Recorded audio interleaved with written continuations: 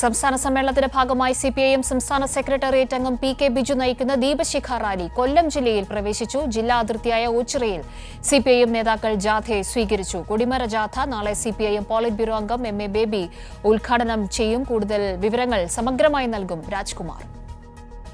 വയലാറിൽ നിന്ന് ആരംഭിച്ച സിപിഎം സംസ്ഥാന സെക്രട്ടേറിയറ്റ് അംഗം പി.കെ. ബിജു നയിക്കുന്ന ദീപശിഖ പ്രയാണം ഓച്ചിറ പ്രയാറിലേക്ക് എത്തി. അവിടെ സിപിഐഎമ്മിലെ കൊല്ലം ജില്ലയിലെ നേതാക്കൾ ചേർന്ന് സ്വീകരിച്ചു. സോമപ്രസാദ്, സൂസൻ കോടി തുടങ്ങിയ നേതാക്കളായിരുന്നു സ്വീകരണത്തിനെത്തിയത്. മനോഹരൻ ഉൾപ്പെടെ ഉണ്ടായിരുന്നു.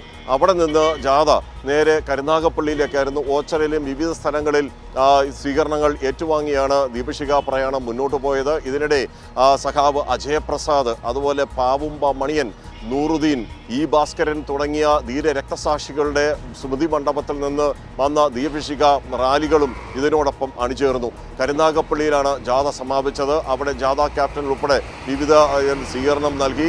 ഒപ്പം അവിടെ ഇന്ന് അത് വിശ്രമിക്കും. അതേസമയം നാളെ രാവിലെ 9 മണിക്ക് ദീപശിഖ പ്രയാണം വീണ്ടും ഇതിൻ്റെ പ്രയാണം ആരംഭിക്കും. നേരെ കൊല്ലം ജില്ലയിൽ ആശ്രാമത്ത് നടക്കുന്ന പൊതുസമ്മേളന വേദിയിലേക്ക് എത്തിച്ചേരും. അതേസമയം ശൂരനാട് രക്തസാക്ഷി മണ്ഡപത്തിൽ നിന്ന് നാളെ രാവിലെ 9 മണിക്ക് ശേഷം സിപിഐഎം പോളിറ്റ് ബ്യൂറോ അംഗം എം.എ. ബേബി കൊടിമര ജാഥ ഉദ്ഘാടനം ചെയ്യും. സിപിഐഎമ്മിൻ്റെ കേന്ദ്ര കമ്മിറ്റി അംഗം CS സുജാതയാണ് അതിൻ്റെ ജാഥ ക്യാപ്റ്റൻ. അവർ നയിക്കുന്ന ആ പ്രയാണവും ആ ജാഥയും വൈകിട്ടോടുകൂടി എത്തിച്ചേരും. അതേസമയം പതാക ജാഥ ഇതെല്ലാം വൈകിട്ടാണ് എം സ്വരാജ് നയിക്കുന്ന പതാക ജാഥയും വൈകിട്ട് ആശ്രാമം മൈതാനിൽ എത്തിച്ചേരും.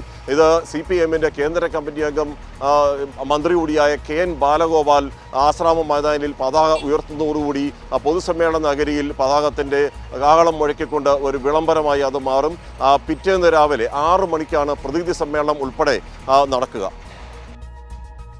ശരി, രാജ്കുമാറാണ് സമഗ്രമായ വിവരങ്ങൾ നൽകിയത്.